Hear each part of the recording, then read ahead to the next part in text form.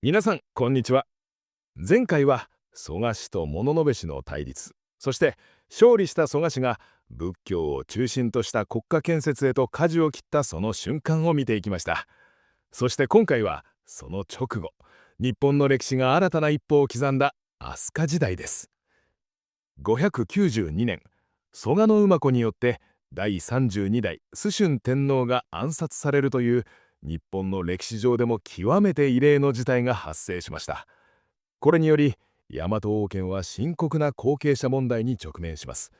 本来であれば第29代金明天皇の世代からその次の世代へと皇位を継承するのが理想的でした。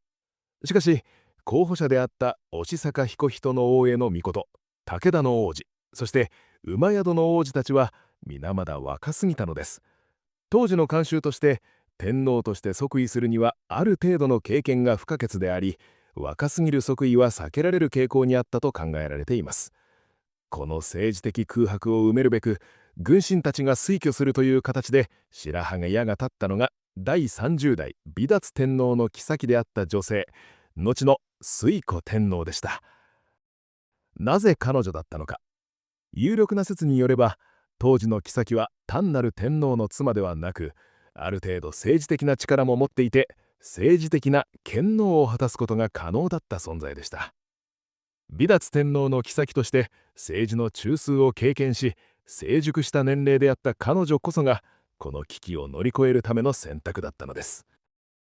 さて、ここで少し寄り道をしましょう。ニュースなどでよく耳にする女性天皇と女系天皇。この違い、説明しようとすると難しいですよね。実は推古天皇を例にするとその違いが理解できるんです。まず女性天皇。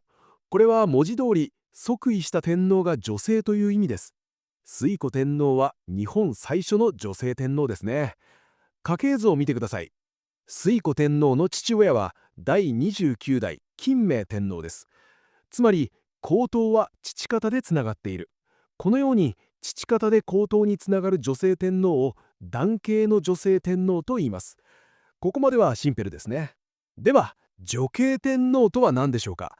わかりやすくするために推古天皇でもしものシミュレーションをしてみましょう。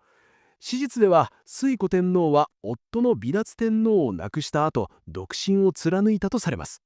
ではここからはあくまでもしもの話です。もし推古天皇が皇統につながらない男性との間に子供を設け、その子が天皇になったとしたら、母は天皇の血筋ですが、父は天皇の血筋ではありません。この場合、その天皇は父方では皇統につながらず、母方の血筋で皇統につながることになります。これが一般に言う女系天皇のイメージです。こうして危機の中から日本初の女性天皇が誕生しました。その中心部隊となったのが飛鳥の地でした。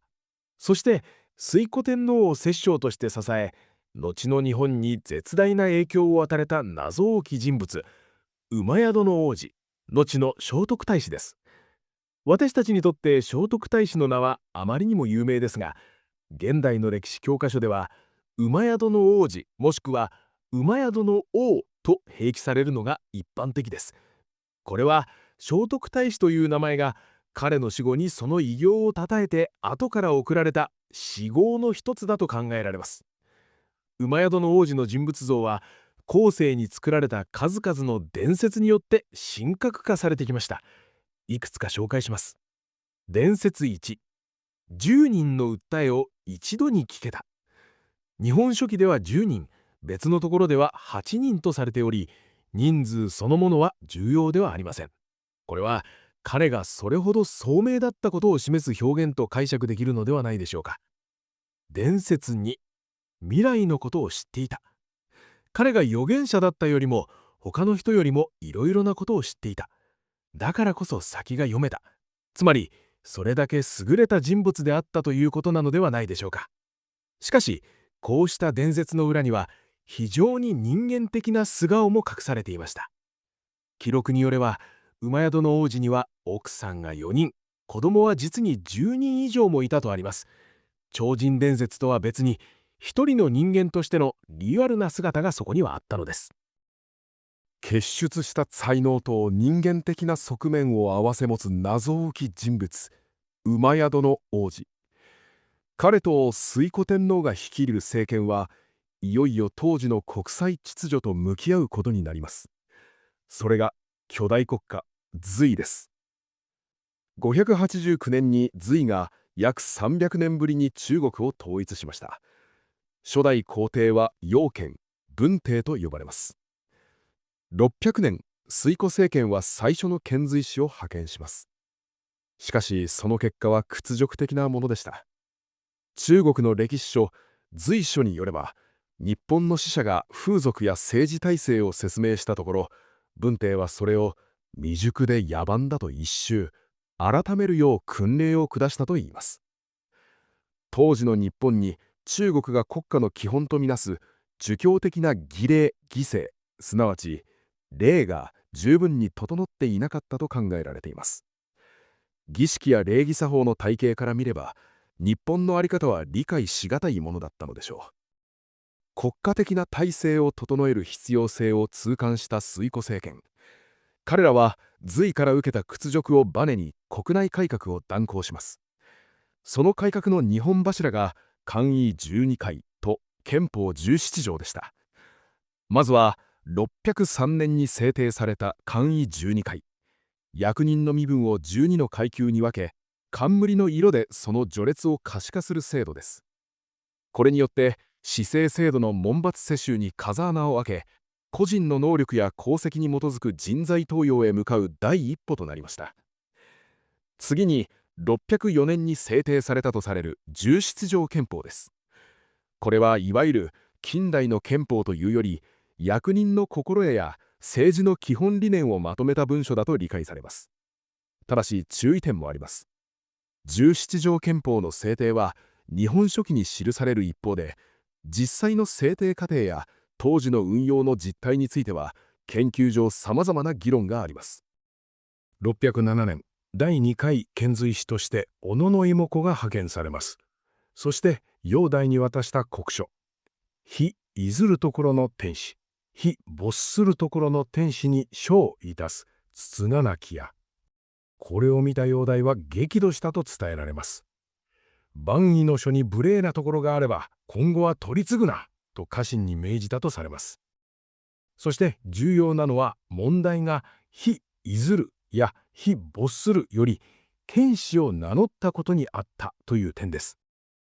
ここまでだと昔からのイメージ、日本が対等外交を掲げて喧嘩を売ったようにも見えます。でも隋書を丁寧に読むと見え方が変わります。隋書には国書を渡す直前、使者が煬帝にこう述べたと記録されています。快晴の菩薩天使、重ねて仏法を起こすと聞く。菩薩とは一言で言うと、仏の知恵を広めようとする聖なる存在です。つまり倭国側は相手が大事にしている価値観、仏法を重んじる皇帝に合わせて、まず最大級に敬意を示したんです。煬帝は国書に激怒したものの、冷静な対応を取りました。翌608年、隋は倭国の実情を知るために使節を派遣します。廃政政一行です。もし本気で対等を突きつけたなら、使節を派遣するでしょうか。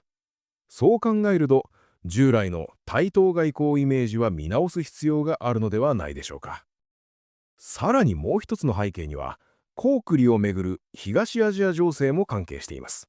当時、隋は巨大帝国でしたが、決して盤石ではありませんでした。特に頭を悩ませていたのが、朝鮮半島北部の強国、高句麗の存在です。後に煬帝が行った3度の遠征はいずれも成果を得られず失敗に終わるほど、高句麗は手強い相手だったのです。隋としては、倭国が高句麗側につくことを恐れたのではないでしょうか。